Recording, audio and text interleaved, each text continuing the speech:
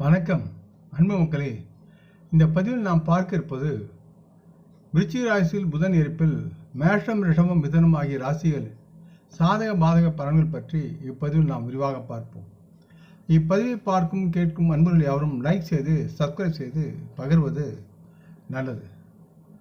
விருச்சிகத்தில் புதன் இருப்பு. சோதனத்தின்படி புதன் தகவல் தொடர்பு, அறிவு மற்றும் சிந்தனை செயல்களில் குறிப்பிடத்தக்க தாக்கத்தை ஏற்படுத்தும் கிரகங்கள் ஒன்றாக விளங்குகிறார். இவர் மிதுனம் மற்றும் கன்னியின் அதிபதியாக இருக்கிறார். நமது எண்ணங்களையும் நமது தகவல் தொழில்முறை உணர்வுகளையும் எவ்வாறு நாம் வெளிப்படுத்துகிறோம், உணர்கிறோம், புரிந்து கொள்கிறோம் என்பதில் இவருடைய தாக்கம் முக்கியமாக இருக்கிறது. மற்றும் புத்திசாலித்தனம், பகுத்தறிவு, அதன் சார்ந்த விரைவான சிந்தனைகள் ஆகியவற்றுக்கு புதன் இணைக்கப்படுகிறார். தற்சமயம் உருவாகும் இந்த புதன் இருப்பினால் முதல் 3 ராசிகளான மேஷம், ரிஷபம், மிதுனம் ஆகிய ராசிகளின் சாதக பாதக பலன் பற்றி இப்பதிவில் நாம் பார்ப்போம். இருப்பினும் இது பொதுவான கணிப்பு என்பதை நினைவில் கொள்ளுங்கள். மேஷம்.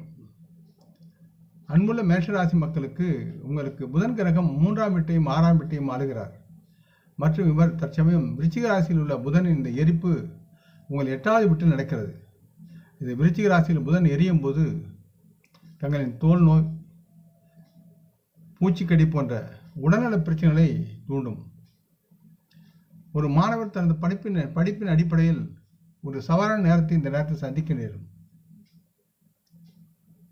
இவர்கள் தொடர்பு கொள்வதும் இவர்களின் கருத்துக்களை வெளிப்படுத்துவதும் கடினமாக இருக்கும். மேலும் கல்வித்துறையின் அழுத்தம் காரணமாக இவர்களின் உடல்நலம் கூட இந்த நேரத்தில் மோசமடையக்கூடும் என்பதால் சற்று அமைதியாகவும் பொறுமையாக இருக்க வேண்டும். மேஷராசி மக்களுக்கு 6ஆம் அதிபதியாக புதன் இருப்பதால் அவர் தங்களின் 2வது வீட்டை எதிர்பார்க்கிறார். எனவே நீங்கள் உண்ணும் விதத்தில் நீங்கள் தொடர்பு கொள்ளும் விதம் குறித்தும் விழிப்புணர்வு இருக்க வேண்டும். உடன் பிறந்தவுடன் சண்டைகள் மற்றும் சச்சரவுகளை தவிர்த்து உங்கள் பொருளாதார நிதி விஷயத்தில் புத்திசாலித்தனமாக செயல்பாடுகளை செய்யுங்கள். யாவும் நலமாகும். முடிந்தவரை வெளியில் செல்லும் பொழுது திருநங்கைகளை பார்த்தால் அவர்களை மதித்து அவர்களுக்கு உண்டான பொருளுதவி கொடுத்து அவர்களை ஆதரியுங்கள். அடுத்து ரிஷபம். அன்புள்ள ரிஷபராசி அன்பர்களே, உங்களுக்கு புதன் கிரகம் 2வது மற்றும் 5ஆம் வீட்டை ஆட்சி செய்கிறார். மேலும் இந்த முறை அவர் விருச்சிக ராசியில், அதாவது உங்கள் 7வது வீட்டில் இந்த எரிப்பு நிலை நிகழ்கிறது. உங்கள் மனைவி மற்றும் தொழில்முறை துணையுடன் தேவையற்ற ஈகோமுதல்கள் தேவையில்லை. பக்குவமாக நடந்து கொள்ளுங்கள். இருப்பினும் உங்கள் துணையுடன் சிறந்த புரிதலுக்காக உங்களின் ஈகோவை விட்டுவிடுமாறு உங்களுக்கு அறிவுறுத்தப்படுகிறது. அதேபோல் உங்களுடைய தொழில்முறை நண்பருடன் தங்களுக்கு ஈகோ தேவையற்றது என்பதை உணர்ந்து செயல்படுங்கள். உங்கள் தாயின் குறுக்கீடு உங்கள் திருமண வாழ்க்கையிலோ அல்லது காதல் வாழ்க்கையிலோ உங்கள் காதல் உறவுக்கு இடையூறாக இருக்கலாம். அல்லது பொருள் சார்ந்த வீட்டு கடமைகளை நிறைவேற்றுவதில் அதிக நாட்டம் காரணமாக உங்கள் குழந்தைகள் மற்றும் உங்கள் துணையின் உணர்ச்சி அவர்களுடைய தேவைகளை நீங்கள் புறக்கணிக்கலாம்.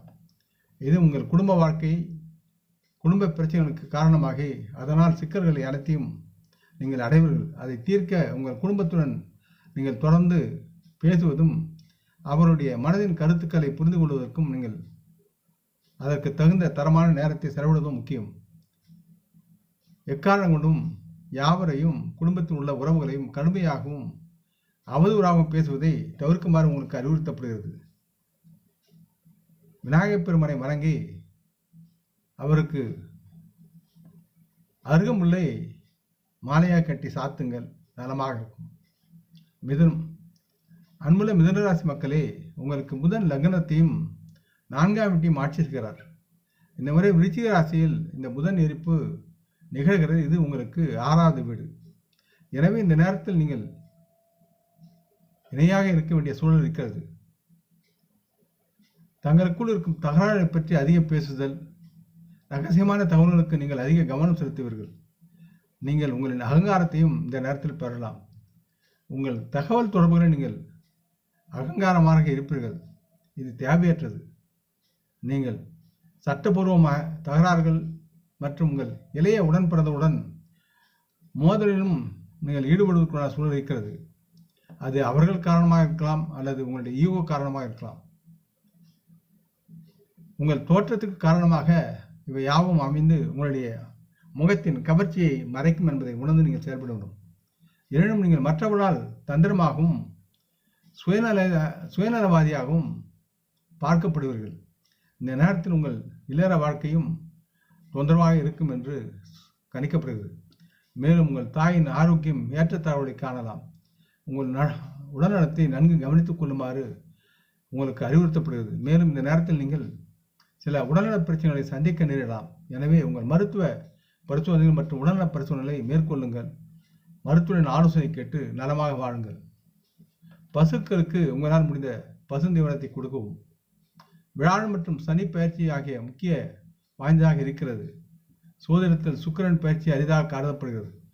ஒவ்வொரு 7 வருடங்களுக்கும் ஒரு முறை சனி பகவான் தனது நிலையை மாற்றுகிறார்.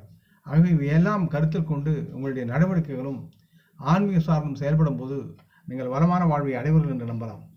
இந்த பதிவை கேட்டு லைக் செய்து சப்ஸ்கிரைப் செய்து பகிரும் அன்புகள் யாவரும் வளமுடன் நலமாக தேக திலகாத்திராயில் ஆரோக்கியத்துடன் சகலவிதமான தனதானிய ஆபராணி ஐஸ்வர்யங்களை பெற்று சர்வ காரிய ஜெயத்துடன் வாழ்வாங்கு வாழ வேண்டும் என்று இறைவன் பாதம் பணிகின்றேன். நம் குடும்ப மூத்தோரை வணங்குவோம். வணக்கம். நன்றி.